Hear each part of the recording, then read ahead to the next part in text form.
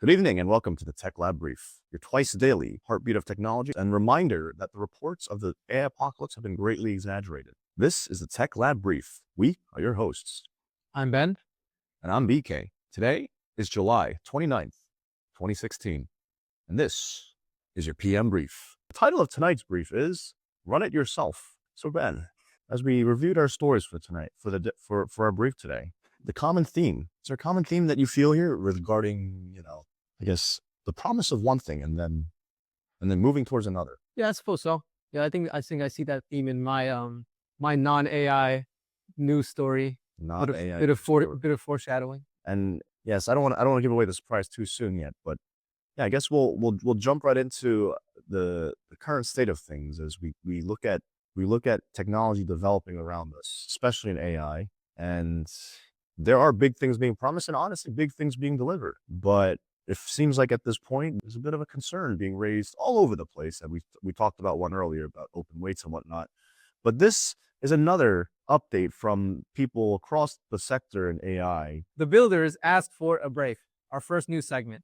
A statement called Pacing the Frontier has now been signed by more than 1,200 verified employees of frontier AI companies, including the chief scientist of OpenAI and Meta AI, a Google DeepMind co-founder, and Anthropic's CEO. Their request is narrower than a pause. They want the United States to help build international technical and governance tools that could deliberately slow automated AI development if society needs time. These are personal signatures, not company endorsements, but the people closest to the accelerator are asking for a break. Now, is that break?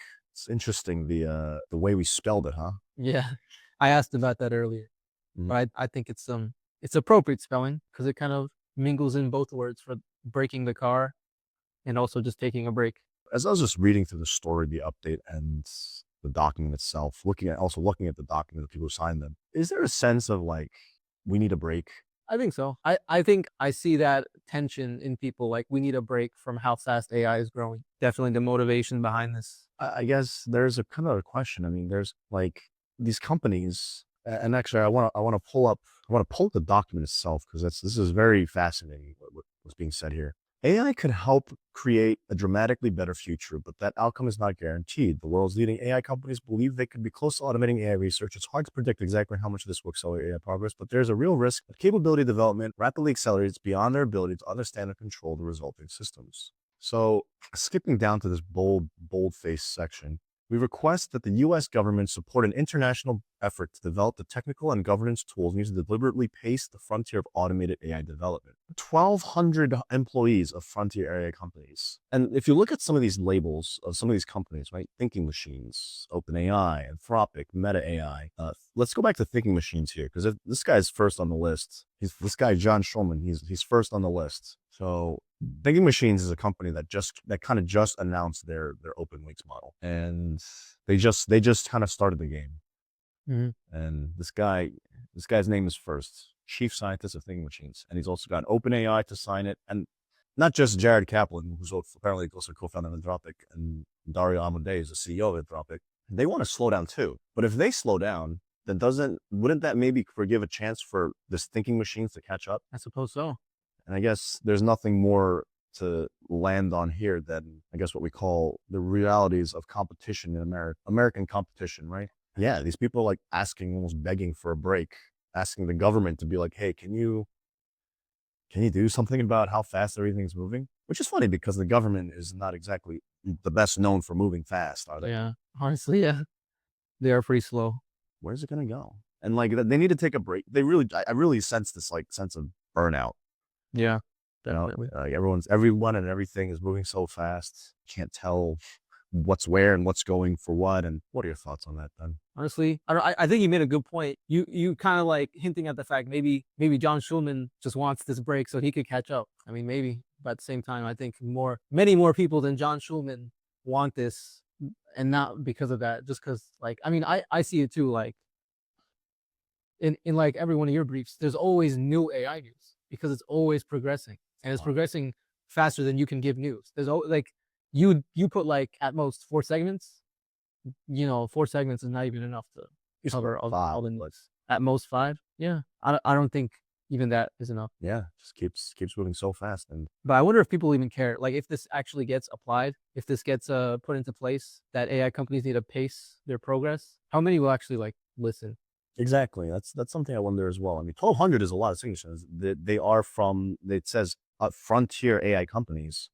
Frontier, of course, is a term that I feel we have developed, or we've kind of let sink into our minds here at the Tech Lab business. And, it transitions interestingly into our next segment, where we're going to cover the status of AI model development at not a frontier AI company, but certainly one that we've all heard of, that we know would inevitably get into AI. And it's interesting about, build it yourself, or what was it? Try it yourself. Sorry. So going right into the Amazon prunes Nova. So Reuters, citing Business Insider, reports that Amazon has moved Nova Premier, Omni, Real, and Canvas out of active development and is concentrating resources on a new frontier model effort.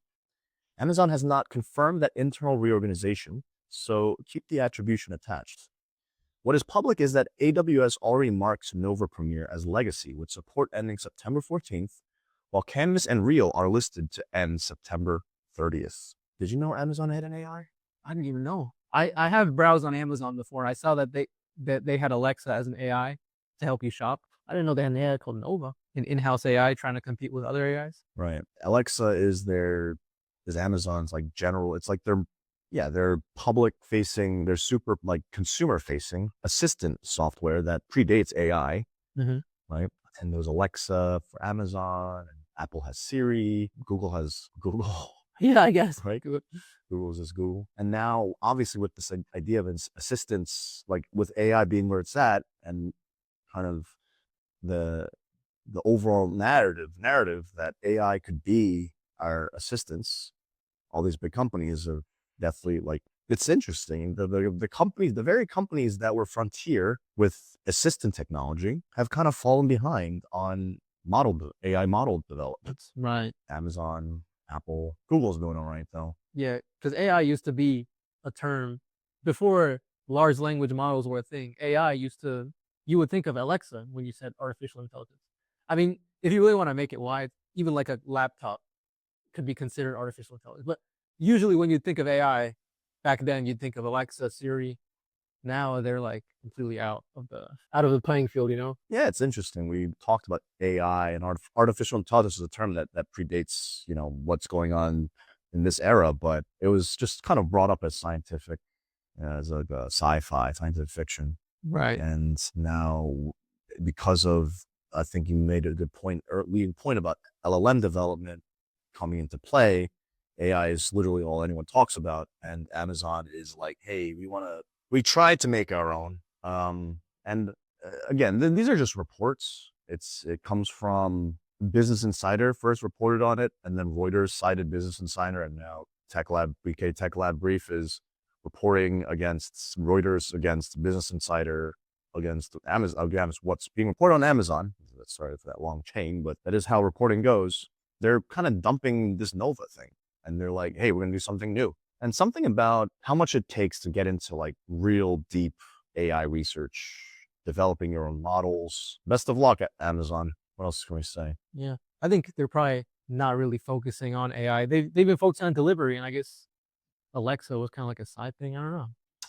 I guess something about trying two new things out all at once. And I guess on that note, we're going to take a step away from AI, and Ben's going to report us on something completely unrelated, but still somewhat related. Yeah, somewhat related. Plastic waste has been turned directly into hydrogen fuel with no sorting required. A UCLA and EWHA, it's spelled EWHA, Women's University team has demonstrated a process that takes a mixed batch of PET, polyethylene, and polypropylene, which are plastics, and produces hydrogen at more than 90% purity without separating those three plastics first. The carbon is largely kept out of the gas stream through carbonate formation and liquid residues. But this was a 0.05 gram laboratory test using washed powdered plastic, and the polyethylene and polypropylene needed the polyethylene and polypropylene needed a 50-hour oxidation pretreatment. So the breakthrough is real, and the municipal solution is not here yet. Instead of sorting plastics, which, like, when you recycle plastic, they gotta spend a lot of money to sort it out into different categories of plastic and where they go. But here it's just, you could just input plastic into this chemical process, and then you get out hydrogen fuel, and it's a lot cleaner than fossil fuels. So where is this in terms of the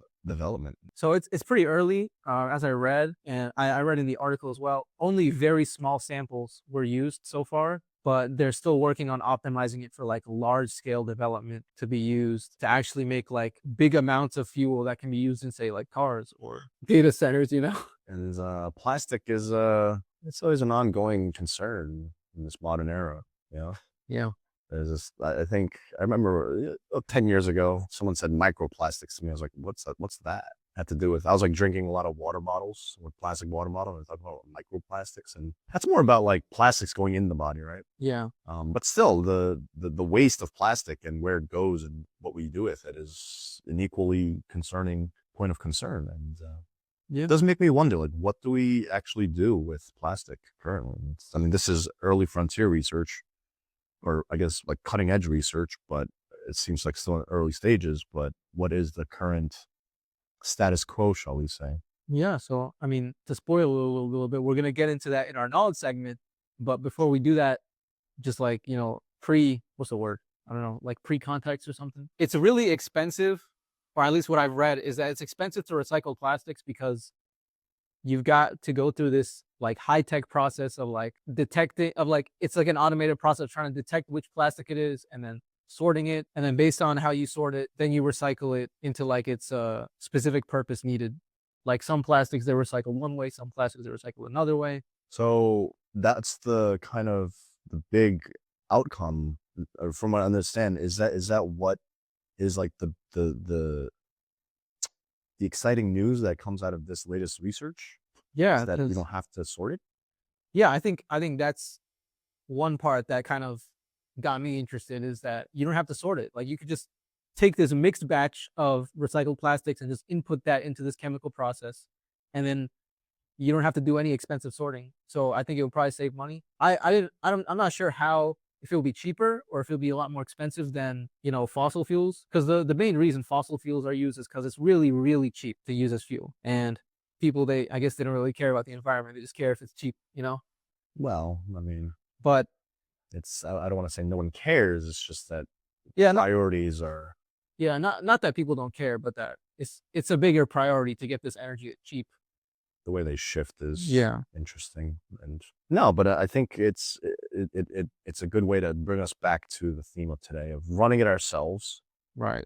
And like this whole plastic situation does intrigue me. That the trickeries of what makes this whole plastic situation difficult to figure out. It's like we haven't really tried. We haven't really dug into the plastic thing. I guess like we haven't like recycled plastic for ourselves, or have we? I mean, or see how difficult it is to sort through all the plastic.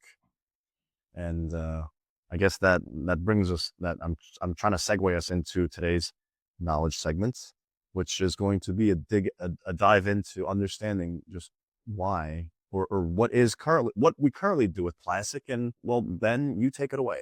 So in the article on the new segment we just did, I read that only 9% of plastics are currently recycled right now. And that got me intrigued, and that got Brian intrigued. What actually happens to most of the plastics that we recycle?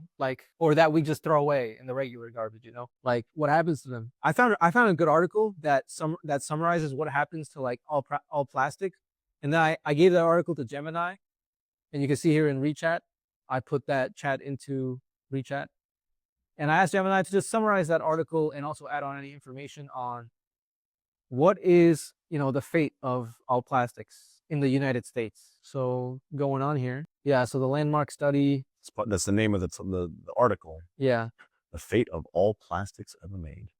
Yeah, it's a pretty intense name. It's very sensitive to getting paused. So 36% of all plastic production is usually packaging. So like water bottles or delivery packages or anything like plastic bags. Oh, and then this was the part I was really, intrigued by. Global end-of-life fate. So 79% just go into landfills. 12% are just incinerated, just like burned, and 9% are actually recycled. And it says only 10% that were recycled more than once, meaning recycling just delayed final disposal rather than preventing the disposal. I'm guessing the ones that are the plastics that are incinerated, instead of just incinerating them, you could, put them into this chemical process to turn them to hydrogen. Now, I'm not sure what you could do with the 79% accumulated in landfills. Yeah, I wonder how they deal with that. Like, there are entire places that are just like piling up trash and plastic. Yeah, we'd have to go out and run it ourselves. You have to run it yourself. Yeah, that's a wild statistic that only, like, let's say around 10%, less than 10% of plastics are actually recycled. And then of that 10%, only 10% of that is recycled more than once. So literally a 1% chance that it's been recycled twice, it's being recycled again. And then it's 1/10 of that every time. Well, yeah, who knows which ones are recycled 3 times or 4 times, Very interesting probability statistic question. Yeah. Sorting is a very popular algorithmic problem that pops up in software engineering. Yeah, I've actually heard. Like, there's like binary. That's all I know. Binary. I don't know the names of the other one. Yeah. All right. Any closing thoughts for this whole plastic knowledge segment that we went through today? Well, I hope some solutions will be found, man. On that note, it brings an end to our knowledge segment. And we'll do Barcade real quickly. All right. So we got chess. So it's red's turn and red is white, as I can see here. So let's see. What can we do? What position are we in? I mean, I could take. It had knight takes. Yeah, but look at the upper half of the board. I could probably check the king in some aspect. What's the best way to check? Yeah, I think there's a checkmate here. Not in this move, but like in like maybe close. Yeah. If we could get the king to go up, well, I mean, I can't do that with the queen there. Oh, if I put the queen here and I have the king go up, then if I put the rook up here, then that would be a checkmate, I'm pretty sure. This is a classic checkmate, forced checkmate scenario. Does that sound good, Brian? That looks great. Did I make that vote? Okay. Yeah. All right. Next game is something that we're going to have to skip for today and bring an end to today's... because we're running out of time, huh? Yes. Time checks are important. And we'll bring an end to our Barcade segment, which brings an end to our brief. And we hope you enjoyed the casts just as much as we've been preparing for it. Catch us for our next one tomorrow, bright and early at 8. As always, let us know what you think. Leave comments in the chat. And now your units of Zen.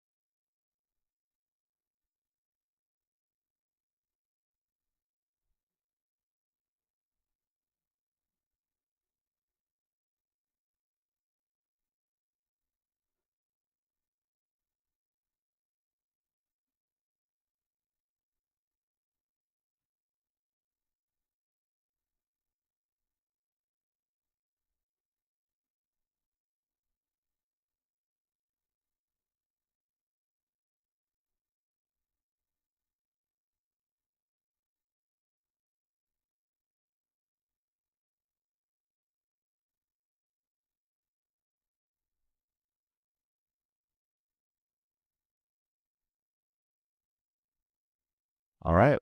Safe ride back home. Safe travels back home. Enjoy the rest of your day. See you bright and early tomorrow. Have a good one. Bye now.